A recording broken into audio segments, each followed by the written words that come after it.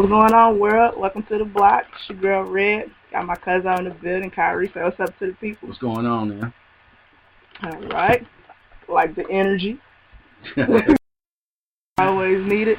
This was gonna be this is gonna be one worth to listen to, guys. It's gonna get your wheels turning, cause we got to. We just have to talk about. So we're gonna start off at the top. We're gonna talk about let's talk about black love.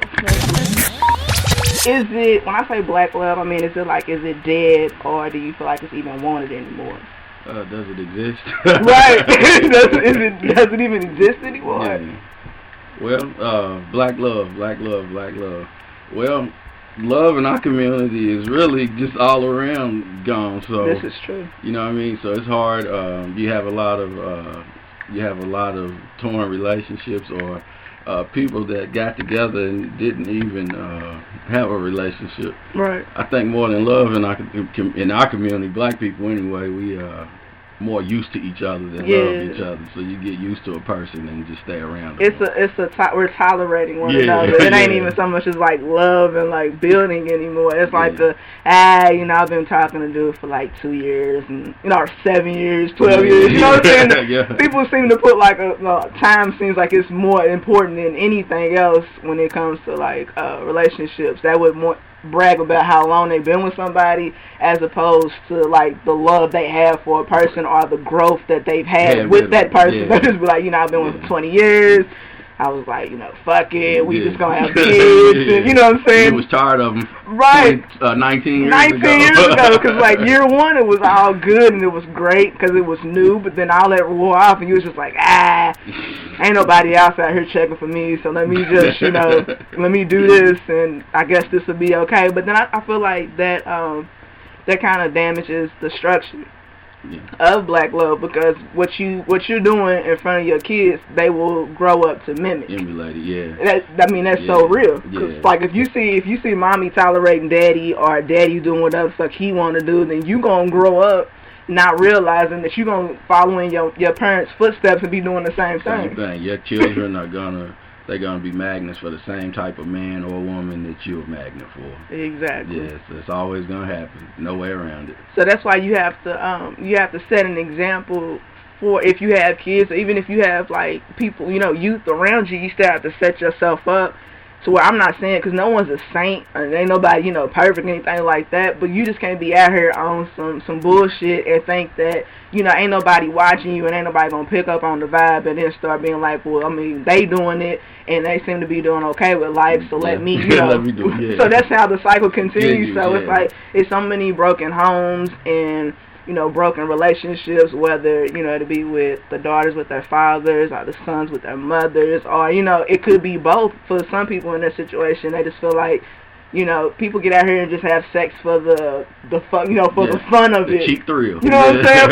For the couple minutes, but they're not realizing, like, you might, bring a life into this world that you have to be there for. Like, it can't be on some, well, you trapped me, or I didn't want to. It don't matter, because if you don't take the proper precautions for that not to happen, then you have to really deal with, the outcome of it. You gotta pay the price. You gotta pay the cost to be the boss. That's what it really comes down to. So you can't sit there and be like, I want this, and because everybody has a laundry list of what they want or what they expect from a person, but then what they have to give does not even match up with it. So it's like you're expecting everything, but you're bringing nothing to the like table. You scratching a lottery ticket. You got $1 in your pocket. You want 10 grand. It's like, nah, that's not how that works. Like, you really taking a chance out here, and it's dangerous because, like I said, you just putting everything. It's bigger than just you. Like, that's how you have to look at it. Like, it's way bigger than just you. It's about what you put out there. That's the energy that you give back. So that's the reason why I feel like with black love, people are just like, people ain't know you want love no more, because people have been screwed over thinking what happened was love, but that not understanding that wasn't love, that was just some bullshit. You know what I'm saying? Like, you gotta understand the difference between the two. So I feel like it's not promoted in like, you know, markets where we see it. Yeah, exactly. It's not promoted enough. They just promote, you know, a single mother taking care of what she got to, and then they'll, you know, put the bad light on the black man and be like, the black man's like, he's in jail or he's selling drugs. They're not showing you like there's any stand up good black dude out there. Yeah. And you know, it's a lot of people out here that are taking the chance on but you're really looking for acceptance. You're looking for nobody to really spend a lot of time with. But a lot of people date so much, and then you dated one guy last week, you date a guy this week, and then you start comparing them two. Or you comparing his positives to the other guy's positives, and then 3 weeks from now it's another guy. You comparing about 10 different guys trying to take their positives and build this perfect man that you're never gonna meet. That you're never gonna get.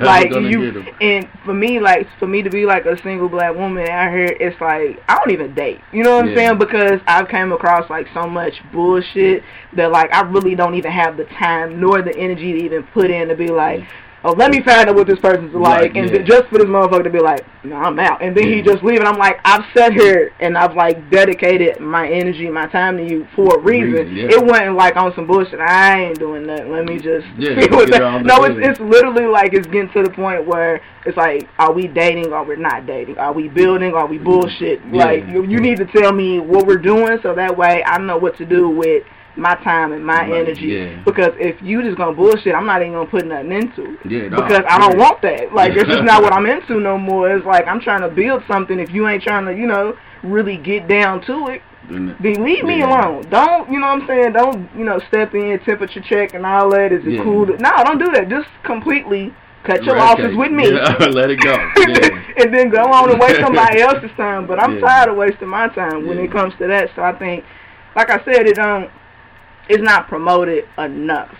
Like the images that we see is like, you know, our favorite celebrities and stuff like that, which is cool. But you also need something that you feel like you can actually step up to. You know, the regular day. You know what I'm saying? Like your parents would be like a great example of that. Oh yeah, they've been they've been together for as long as I've been born, and it's good to have those kind of people around you. Like thank God I have, you know, an aunt uncle like that. I have another set of aunt uncles like that. They're all showing you like it's possible. But then it don't help when you see people your age, and it's like, is it still? Because that was like back in the G. Like, it's when I got pregnant, it was like, okay, we can. That's the real sign of black women have to realize their power, though. Because a lot of the stuff that men are out here doing, it's either to impress you, take care of you, or whatever they feel like they have to do for black women, but they're trying to take care of you in the wrong way. But on the other tip, just like you said with my mother and father, I don't know if my father was the biggest hustler in the world at one point, you know, but my mother wouldn't marry him until he put that behind him, you know what I mean? So you got to really have those types of standards, and if the women take a stand, I promise you the men will straighten up. They'll straighten up, you know, at attention. Because they ain't going to have no choice, because I've said that before, and I feel like some people don't understand that. Like, as women, we hold the power. And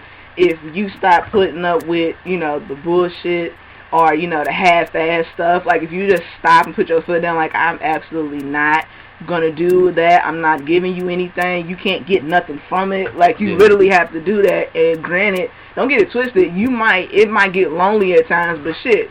To be alone is good, though, because it's better to be alone than to have a headache and heartache and bullshit and all that stuff. I would much rather just be red than to be red plus some other nigga and all his bullshit. Like, I got my own shit to deal with. I don't need to tack on homeboy. And be you. Be you without having to, I'm single, I need to find myself. You should have found yourself 15 years, 20 years ago. Don't use I need to find myself as a reason to, you know, as an excuse to be single or whatever. Be single because you being you, not because you trying to find you. Like that's a concept. If you still trying to find you ain't got no business trying to look for no relationship. You can't find nobody else till you find you, honey. Like, that's just how that works. This is a perfect segue. We just gonna go ahead and we gonna talk about the black family. Is it in danger? I say that because I don't know if you've seen it, but it was that ebony cover with the Cosby Show on it, and it was had like the broken glass, and they were just like, Me personally, I feel like that was a dope like art depiction of the black family being in danger, because back in the 80s they were like the standard. Like you wanted to have like your husband was successful, you were successful, y'all had a family, y'all was raising together, and it wasn't like, of course they came across their hardships, but it wasn't something that tore them apart. It was like, we're gonna come together as a unit. Raise our kids to do the correct thing. As opposed to being like, do whatever you want. That's I mean, and you look at, not even just on TV, but look at them in real life, how all their lives went in different directions. You know what I mean? But that was the image that we grew up on. Like you wanted to grow up in a house with the the funny dad, and the mama was cool too, and y'all get to have a little fun with, what I'm saying? But it taught you like unity and how to move as a family unit, and to always have one another's back. Now when the shit went down with Bill, now people sit, and I hate when they do this, when people, there's a difference between Heathcliff and Bill Cosby. There's a big, he was playing a character. And so when all that stuff was going down, I felt like they shouldn't have snatched the Cosby Show off of TV. No. Because that wasn't Bill Cosby playing Bill Cosby. That was Bill Cosby playing a character. Exactly. Which was needed, because it showed you the structure of how a man is supposed to provide for his family and be there for his family, as opposed to, you see TV shows now where they literally show you how it is now. Like, you have the single mom, they're divorced, they'll show you the the broken homes and all that stuff, which is cool. I get that, but it's like you still kind of want to live in a fantasy of like, we could still be a unit. You know what I'm saying? Like that dream could still come true. And the black family is definitely a strong. It's broken completely. And the majority of the black family is now in prison, and that's the black man. That's the foundation. So if you that's the foundation of the family, or should be the provider of the family. When you put the women, you're supposed to basically secure the women and the children from a war. And of course we in a war. Oh yeah, we in a war. And we're supposed to secure the women and the children from the war, and the men are supposed to go out and fight the war. That's the men are supposed to go out and start the businesses, and go out in the community and start organizations, and go out in the community and educate the children. And the women start educating the children at home also. Right. Because you have to have that, it has to be an even playing field. It has to be good for like both sides. Like you have to see your father going out there and making it happen, but you also have to see your mom. She can go out there and make it happen too, but she's going to stay mostly at home to kind of, instill those things into you and show you, what a woman's supposed to do. Because I'm a feminist at 85% of the time. You know what I'm saying? Like, I really ride strong for my ladies. Y'all know that, because I have to. But it's like, you have to show both sides. Like, you have to be able to go to work, but let your man be the man. You know what I'm saying? Like, let's not just completely take anything from, like, cut him off and be like, I don't need you for shit. Like, we got to stop turning down our black men in order to... Period. Overall, we gotta stop tearing down one another to build yourself up or build other people up. Like, you have to understand, like, we are literally all we got. Like, when it comes down to it, because it looks like it's about to come down to it, we have to have each other's back out here. It's damn. It's looking horrible. We have to, man, there's so much that we need to do in our community. As far as the family, when you get to the family, the first thing the family needs to start doing, and I stress this as wholeheartedly as I can, we got to take our children out of this public school system, and we really need to get our own curriculum and start teaching our children about themselves. Right. Now, mathematics is universal, so that's all around the world. Your children will learn mathematics. You can teach your children mathematics, but you have to teach. We got to start teaching our children with an identity that they can identify with. Right. When you show a person a picture, the only reason they're gonna really identify with that picture is if it's, first of all, if they're in the picture, right, and then somebody that they know or care about is in the picture. Yeah. If that's not in the picture, then they're not gonna care about that picture at all. So the children definitely, we have to stop sending our children out and let people educate our children on bullshit. On bullshit. Because I've said it before, and I was like, we all came up in the public school, Yeah. you know, here. And I tell people all the time, I said, I've learned more outside of the 12 years I was in school on my own. Yeah. Like, about my people and about my culture, because what all they tell you in school is, like, you know, it was slavery, civil rights, and now we're free. Like, that was it. Like, they forgot to start at the very beginning of the story, like, where we originated from and the things that we did over there before we got snatched to be slaves. Because in school, they would show you Roots. Yeah. They played Roots, Malcolm X. You got to read that, and which is cool. Uncle like Tom's Cabin. Yeah, like those things are cool because you need to know those things too. But you also have to understand there's a very beginning of the story. Yeah. Versus where they was just like somebody came up on the boat, snatched your people. You was working for them. Then, you know, Abraham Lincoln came, freed y'all. And then, you know, Martin Luther King and Malcolm X was fighting for y'all. And then you're happy. Everybody's good. Everybody's good. Now you got, you know, first black president. Everybody's happy. And it's like, y'all forgot about all the bullshit in between. Like, y'all forgot about the good stuff, like the Black Wall Street. And, you know, how we had communities built and how we were taken care of and how, you know, the government came in and was just like, nah. That's it. And this and the black families. If you were talking about TV shows, I tell you one TV show that I was thinking about the other day is there was a time, or there was one TV show that actually showed a black man raising his child on his own, and that was Sanford and Son. Yep. And, you know what I mean? Yep. And actually, that was one of the funniest shows in history. Oh, yeah. Yeah, you know what I mean? Those shows is, like, very needed, but they're not like that no more. But, you know, I was thinking of the significance of that show because you had a black man raising his son, but also they were in business for themselves. Right. You know what I mean? And it was a diverse show. They had the Latino guy that lived next door, and, you know, it was a lot of different things, but they had the religious lady that came through, and, you know what I mean, and shouted Bible verses or whatnot. But it was a positive show.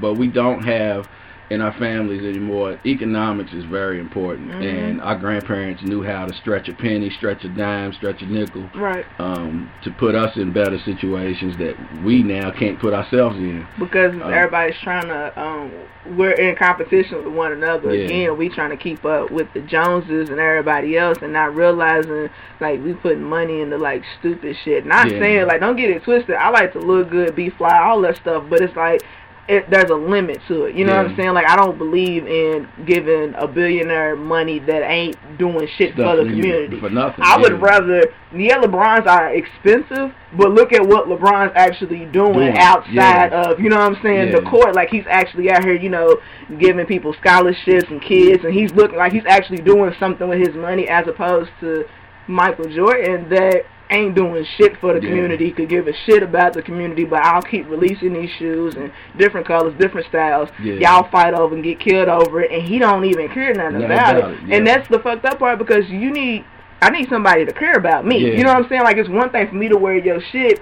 and you actually care. It's another thing to be like, wear that, but I'm gonna talk about you. I don't care about you. Like, if I'm drowning, he'd be like, drown on, motherfucker. You look good in them J's, though. Like, what? That don't make sense. And there's a lot of people out there like that, but we have to, man, grown people in families, man, y'all gotta stop liking the same stuff y'all kids like. Man, look.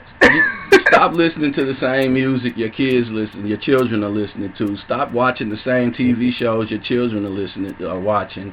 Stop trying to dress like your children. You know, nobody wants to see no grown person walking around looking like they 18 years old. You're 36. You're 36, 40 years old. There is a time to retire from the club scene. Hang your jersey up. You know. And I'm only 20 now. Like, I said that yesterday on my Facebook. I was like, nigga, I've been in the club since I was 13, bro. Like, I'm about to be 30 next year. I haven't been out in the club, and I can't tell you, like, how long. This probably was, like, since my 25th, I was really, really going hard. But you get to the point where you just like, that shit's old. It's played. I'm too old for that shit. It's boring because you keep saying the same people, the same thing, the same music. It's just, everything's the same. So it's like, I get it. It's a time and place for everything, but like every weekend, no. But your children, and even if you don't have children, your nephews, your cousins, or even your neighbors, that's what they learn to put their energy into that type of stuff that doesn't benefit at all, don't benefit anybody at all.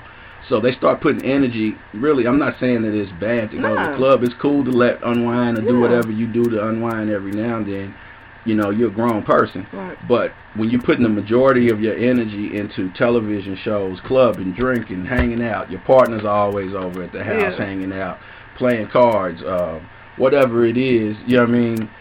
When you're putting your energy into that, your children see that's what they're going to start putting their energy into. Exactly, like we said earlier, it's just your kids are mimicking you without you even realizing it. Like, it's one thing, like we said, have fun. I love to have fun too, but it's like I'm doing more than that. You know what I'm saying? I'm reading stuff, I'm watching, you know, docs and stuff like that. Like, I'm really trying to get my wheels turning. And that's why I was saying, like, this show was going to be something, like, we can cut up, you know, another time. But, you know, every once in a while, on Banshee's Block, I got to hit you with some real shit, because otherwise I'm not being true to myself if I don't hit you with some real talk. Yeah. You feel me? And, you know, we got stuff, man, it's really, like, we could really, if we took all the negative, just for 1 week, if we took all the money that we put into, all the stupid stuff we put it into, if we took it for 1 week and invested it in each other, in our community, and kept the money in our community for 1 week, I don't know how many businesses we would start and fund. If we told the churches to give us their money for 1 month, whatever they raise for 1 month, I mean, how many jobs and how many businesses we could build in our communities. But economics is, that's a part of the family also. And we got to start teaching our children to have their own things. Because when you have your own things, then you have value. You put value on your life, and you put value on your environment. And once you put value on your life and you put value on your environment, then you don't want to go out and shoot everything up. You don't want to go out. You don't want to walk out your door and see somebody selling drugs. You don't want to walk out the house, or you don't want to see men disrespecting women within the confines of where you live at. You don't want to see fighting and arguing. You know, people start getting back to how when we grew up, when you had barbecues. And, you know what I mean? Have some fun and actually enjoy life, and you're not going back and forth to jail and this, that, and the third. So when we build our economic situation and we start educating our children on our own and giving them education that gives them some pride and gives them some structure, then we start to put value back into life. And then the family starts the man values the woman, and the woman values the man more. And then when the children are born and they have value, and they want to maintain what the mother and the father built. So you know, we just got to keep building. You know what I mean? And it's gonna take time. It's not something that can happen overnight. Nothing happens overnight. I want everybody to understand that. Like, with social media, a lot of people feel like some stuff is instantaneous. You know what I'm saying? Like, all you gotta have is a couple hashtags and that shit'll go through the roof. But you gotta understand, like, there's more to it than a hashtag. There's more to it than sharing posts. Like, you actually have to get out here and actually do some work, like, you know, do the groundwork. You might have to, you know, get your new kicks dirty. Like, you just might have to do that. You might have to. You know what I'm saying? Like, you can't just, we can't just sit on the computer and talk about, you know, this and that. We got to be able to, you know, do some structure, come together. Let's, you know, try this.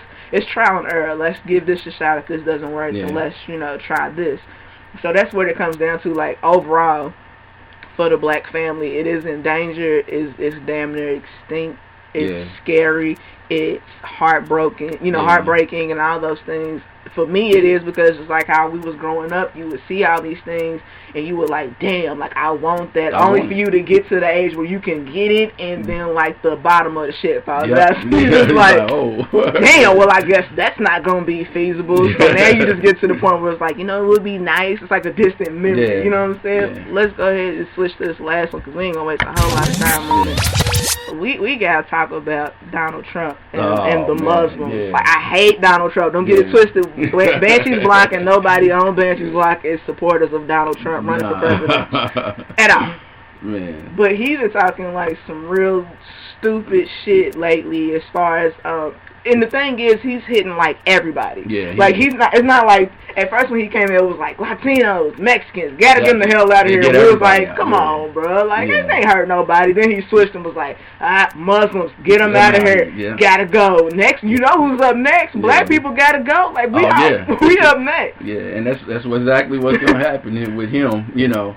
But, you know what, with Donald Trump, as much as I don't like Donald Trump, I have to admit, he's the greatest marketer ever. Man, look. He knows how to draw energy and attention to himself. And like you said, points everybody out, right? Yeah. But the reason he does that is so everybody in that category knows who he is. Right. Yeah. You know, now all the majority of Latinos know who he is. Right. Mexicans, and especially Muslims now know who now Donald the Trump definitely is. know who he is. So he's a great marketer, but he's definitely has a wicked mind frame, you know, and a wicked mentality. And it's scary. Like, when I first heard about Donald Trump running, I was like, this is just a setup for Hillary to just go ahead and slide in. Because if you look at the Republican Party as a whole, Ben Carson, he's a joke. Yeah. Everybody over at Jeb Bush, a joke. Everybody on that side, it's comical. And I'm like, they just setting that up perfectly. So, like, everyone like, well, shit, Hillary's familiar.